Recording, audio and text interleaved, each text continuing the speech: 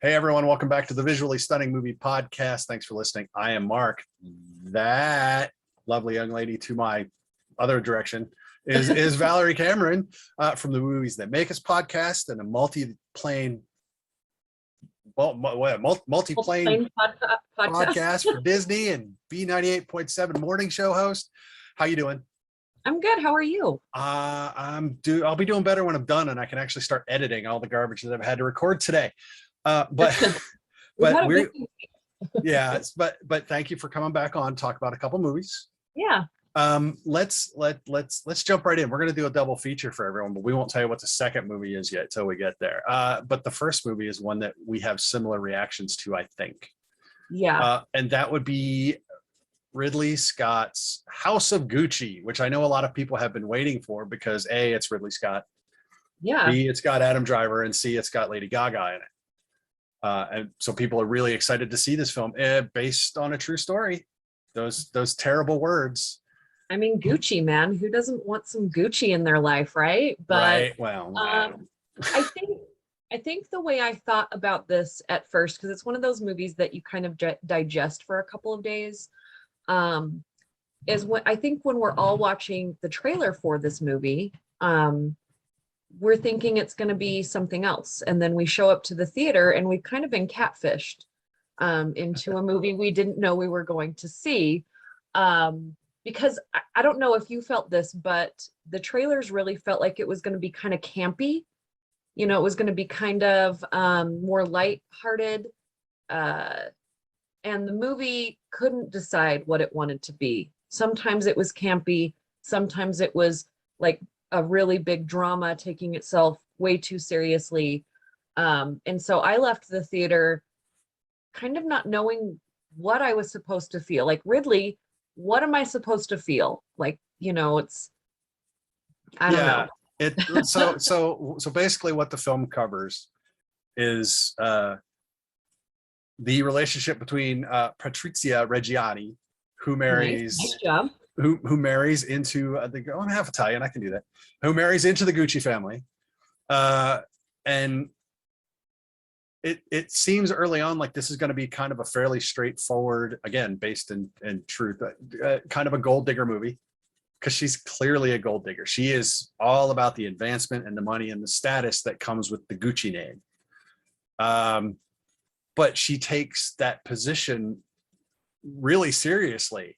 Yeah. She's Gucci and Gucci is a thing. And so she's not, it feels like she's not just protecting her like golden goose, but she's actually invested in Gucci being Gucci. And it starts off as one thing but she plays it another way. Yeah. And then you have Adam Driver's father, one of the elder Gucci's, played by Jeremy Irons, who's as British as they come, but he's playing this Italian designer. Yeah. And Al Pacino, who, Italian, but plays the other elder Gucci. Yeah. It veers wildly. Let's just say from setting to setting and tone to tone. Ridley Scott, I tweeted earlier, I said, Ridley Scott's now responsible for one of my favorite movies of the year and one of my least favorite movies of the year. And that's where we don't agree, because I feel let down by Ridley this year a little bit. See, and The Last Duel was that's a completely different movie. Yeah, but as I'm walking out of this one, I'm thinking, which one is worse? And I thought for a minute that Gucci was, and then I thought, and I went home and I'm like, well, there's two totally different movies kind of telling a similar story in a way. And then I realized that they both are good in a bunch of ways and not good in a bunch of ways. So I don't know. I feel like with this movie in particular, I feel like the only stories that I really understood from beginning to end was the elder Gucci's. They knew who they were, they knew what they wanted to do, and they knew what they were doing. Like, you know, Al Pacino's character as the uncle, he had no apologies about who he was as a person, what he was doing in his life. and you knew what you were getting from him. He may have been a little bit sleazy. He may have not been, you know, paying his taxes or whatever, but he knew who he was and you knew what you were getting from him. Whereas Adam's Driver's character at the beginning, he doesn't want to be a Gucci. He wants to be this, you know, totally different person that rides his bike to work, that, you know, is goofy and nobody really knows who he is. He's going to be a lawyer and all this stuff. And then all of a sudden, you know, by what you think is going to be the end of the movie, he now is, you know, says this line, "Will you marry a Gucci?" Well, she didn't at the beginning. She didn't marry a Gucci. So there's just parts of those, of his character and you know, some of the other characters, especially with Lady Gaga's character, that I just didn't buy all the way through. You know, I felt like they were trying to sell us something different. You know, yeah, she was a gold digger, but she really was, what I saw in the beginning was she just wanted a better life. That doesn't necessarily, as a woman, mean that you're a gold digger. Sometimes you just want to get a better life. And I do feel like she cared about him in the beginning. And then she got a little bit of that power and she saw a little bit of, oh, I can get free handbags, and oh, I can live in a penthouse in New York, and I just have to say the right thing to the right people. She was more of a Gucci than he was. That's what I said. She really started to, she became very vested in the company as opposed to the name. And I mean, they're kind of intertwined, but but I think that Ridley really had her go in, I don't know, an unbelievable villain way for me. I think if he would have left her as, yes, she got power hungry. Yes, she got very possessive of him because she wanted to be in control. She knew she was marrying someone who didn't really have a voice. She had the voice.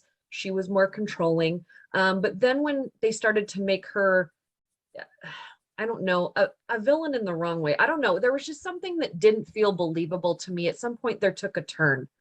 And then when he was pretending to be a Gucci, because I didn't believe that for a minute, you know, I don't know. It was like towards what you thought was going to be the end of the movie. It became a little bit of a different movie for me. You know, and then they kind of got back to it at the end of the movie when she gets caught. So I don't know. There was a lot of weird things.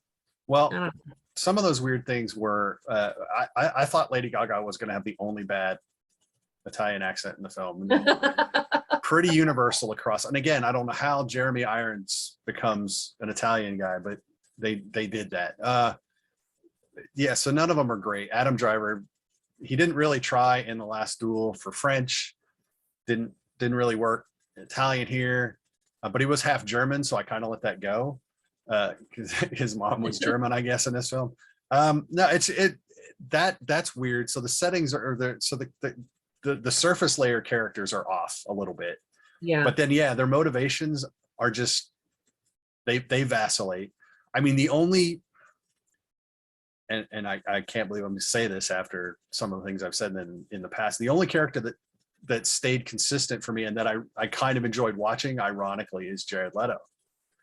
And I'm not a huge Leto fan, but you don't recognize him at all in his makeup. I kept forgetting it was him the entire movie. I had to keep reminding myself, which to me is great, because sometimes when you have these actors come in and they're totally doing a full-on character actor with makeup and everything, you still kind of see a little bit of them. No, he's gone. And I think what he's really good at is really disappearing into a character when he's given the opportunity to do so. And I think both him and Al Pacino in this movie, I cared about the most when I shouldn't have. Like, I should have cared about, you know, the main characters, and I didn't. I cared about the uncle and his poor son that just kept on getting like crapped on the entire movie. And that happens in families. Like, to me, I connected to some of this. One, I'm from a big Italian family, so I understand. I mean, we're not Gucci, but you know, there's the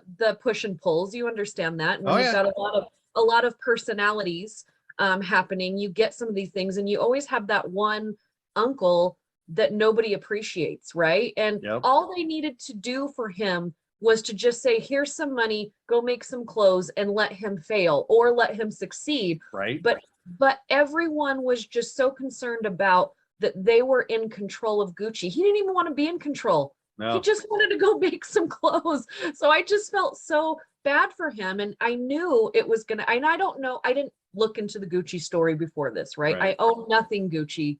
I knew this movie was going to be full of glamour and clothes and 80s goodness, and that's what I was there for. But I really loved, I feel like they were the most true characters. You knew at some point they were going to use his vulnerability against the family. Yep. And they did it in a very believable way because he wanted the most just to succeed on his own. And they used it. His storyline and Al Pacino's storyline were the most believable. And I really think they were the best actors in the movie because they were the most consistent. I believed them. You know, I felt I could see them. I knew them. Whereas I know that Lady Gaga, people are just going to think that her and Adam Driver were the bomb and they're going to get these nominations. And I thought there were some moments. There were a few moments that were really good, but for every one moment that was good, there were 5 moments that were not good. Yeah. And I don't think it was their fault. I think it was Ridley Scott's fault. Well, I don't always blame the director, but in this, I think in this instant, it's his direction. Yeah, all the business machinations for control, those are all documented. Yeah. So you know, then it's just, you know, Ridley doing the behind the scenes stuff, but the, you know, these shares to this guy, this deal over here, all of that stuff is documented. So I mean, and that's how that garbage happens all the time in business. Somebody is missing this. So we've seen those scenarios before, and you see it coming, and yes, you feel terrible for Jared Leto. I still didn't really care for Al Pacino. Half the time I thought he was trying to sleep with Lady Gaga. Every time they were in the scene together. I think he's just, and I'll tell you this from like a female perspective, because I probably see it more than you do. I think that Al Pacino and Lady Gaga's characters in real life are a little bit similar. They look at people, they try and figure out what can benefit from them, from that person. And so I believe he was being super nice to her because he knew if he got her on his side and then he pulled her husband in, he could get more of his dad on his side. So for me, I didn't see it as anything sexual, just more of, I'm gonna snuggle up to this new in-law so that I can get closer to the other side because I want more control. I want people to agree with me. So for me, I never felt like he wanted to sleep with her. He flirts with everyone. He is that uncle that flirts with everything that walks. I don't think he was even attracted to her. I think he told her exactly what she wanted to hear so that she could feel comfortable enough with him to do exactly what he wanted. And that was to get him more of the business. And maybe I should have said that a typical Hollywood film, I was expecting that to have that development to occur. I agree with yes, his motivations. Yes, he saw what kind of person she was, and she saw what kind of person he was. So they were doing that. But inevitably, if Hollywood writes that script, there's an affair there. And I'm glad that there wasn't. I mean, in real life and on screen, I'm glad that it was really more of that cutthroat business. Right. Because I also felt for her a little bit like at that time, a woman trying to have a voice in that business probably also helped her turn a little bit to the dark side, because you're in there, you want to be a part of something. You know, she pretty much taught her husband, you know, how to be that kind of business person, because just because you're smart enough to be a lawyer does not mean that you are smart in business, right? She grew up with her being in her father's business, probably running it more than he did, because usually owners, after they've made a certain amount of money, they don't do a whole lot of anything, especially during that time, if you go by stereotypes. And so she knew a lot, she wanted to do a lot, and she was just kind of pushed aside because she wasn't a real Gucci. Yep. You know, and you tell that to a certain kind of woman, and they're gonna go a little crazy. They're gonna get a little angry. And he didn't really fight for her because he was a wimp. Yeah, he was. He was Maurizio Gucci, yes. He was very milquetoast through most of it until he became fairly cutthroat at the end. I don't think he was even cutthroat. Just by buying a bunch of expensive items and leaving your wife that you should have left years ago doesn't really make you cutthroat. It makes you a little bit smart. But I knew that he could never run that company, and so did she. And so, you know, he didn't know what he was doing. No, yeah, he was trying to get what he could get out of it. Yeah. So Yeah. cutthroat's probably not the right word, but Yeah. but he took an interest in the business and tried to exploit that for his own purpose. And I loved it. You know, what he kept saying, don't ask. Anytime something big showed up with his new lady friend, don't ask. So yeah, and that's of course where business problems arise. So yes, so the power couple of Maurizio and Patrizia break up on their way to divorce, and then I was actually not familiar that this actually felt like what the FX had. Was it Versace? FX had a series about Versace. Yeah. This film felt like it should have been another FX limited series. Just it's like seems like that would be their gig at this point. But and the Versace FX was actually pretty good, but it knew what it was. It was made for effects. It was on TV. It was more of a reality, you know, kind of series that was melodramatic, but gave you enough of the information that you felt like you knew about it. It knew what it was. And I really think this movie just got a little bit, I felt like at sometimes I was watching two different movies. I feel like there could have been a whole movie about Patrizia and all of her weird goings on with, you know, Salma Hayek's character, the psychic, psychic, which I wish they would have gone a little more into the fact that psychic was using the crap out of her. Like, they didn't really get into, if you want to be a cutthroat movie, if you want to be a movie that's going to show how cutthroat all of these people were that were entangled in this story, go all the way. I feel like they didn't go all the way with any of the characters except for Patrizia, but they still like just kind of can I swear, half-assed it at the end? You can swear all you want. I'm not allowed to swear on my other shows. No, you can swear on this show all you want. Doesn't matter. They really half-assed it in the end when, you know, they just show her kind of panicking in her bathtub and then all of a sudden she's in a courtroom. Right. Like, you know that there was way more going on than that, but he spent 2 hours and 15 minutes of the movie showing us fluff we didn't see, like with the, you know, the investors. You know, why do we need to see? I get it. Like, I get the point with the investors. There are 3 scenes that you needed 1. Yep. You know, and with her giving, with Patrizia, you know, just showing that she's jealous at the ski resort. Like, I think that we didn't need that scene. We knew it. Right. They set it up by the looks. They set it up when she first showed up and all of his friends are sitting around the table. We didn't need that. So take that 5 minutes out and the other, you know, 5 minutes out and give me 10 minutes more of her plotting to kill her husband, but also being not sound of mind because she loves him, but she really doesn't love him. She loves the power. So she doesn't really know what it is. You know, I did love the scene when he shows up to the soccer game and she's throwing a fit in the street. Right. Like, she cares that she's throwing a fit at her daughter's soccer. If she really cared that he was there doing that at the soccer game, she would have pulled him aside into a corner and said, why are you here at my kid's game? This is so, she's yelling in the middle of the street, swear words and profanity. You care about no one but yourself. Yeah, that is true. That scene to me was the most real scene in the movie, because you know that this guy, what's his name again? Maurizio. You knew he had a bigger point at that moment. You like, okay, something is turning here. Yep. He's in it. She's effed. And, you know, that was a real moment for me. I've seen moms do that. Yep. Right. And she didn't care about anyone. She may have loved her kid, but she also knew her kid kept her in that family. Yep.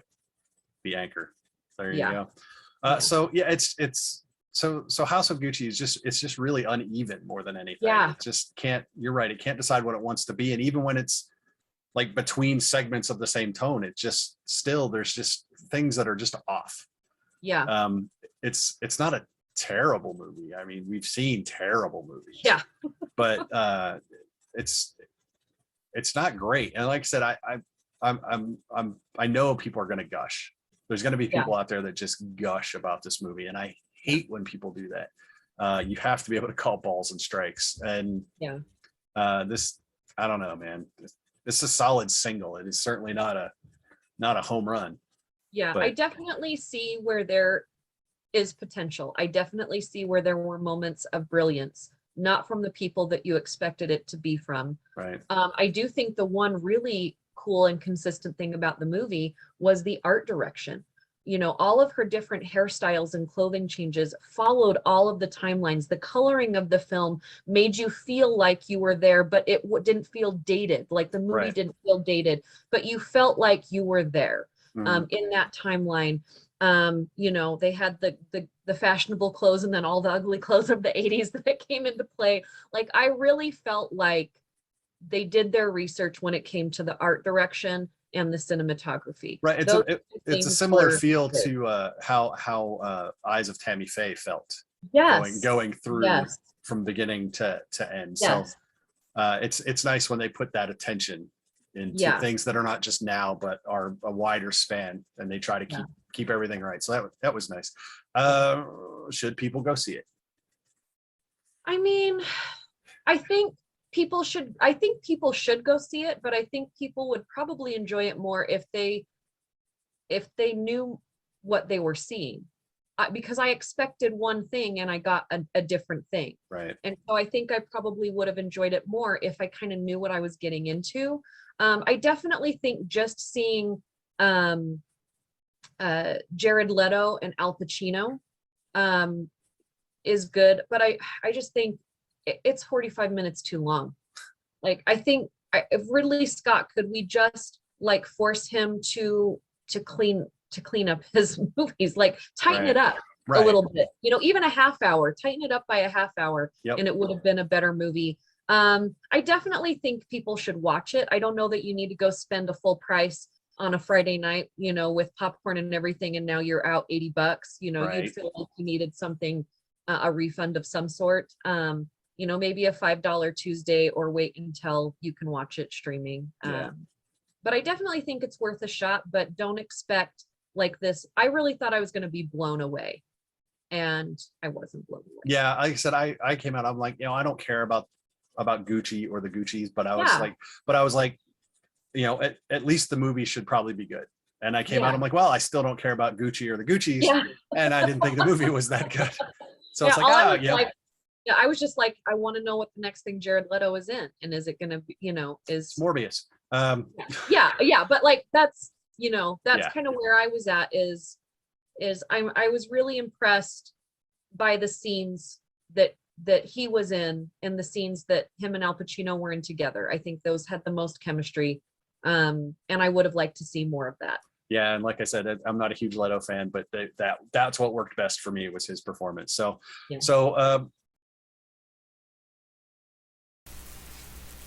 okay, so it is at this point where, due to embargoes and whatnot, we have to leave this discussion, because we're going to move on to a movie that we have to wait to release our talk about. However, don't worry, Val will be back for part 2,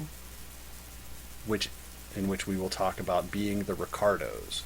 So we hope you enjoyed this discussion of House of Gucci, and stay tuned, and we will get to Being the Ricardos soon.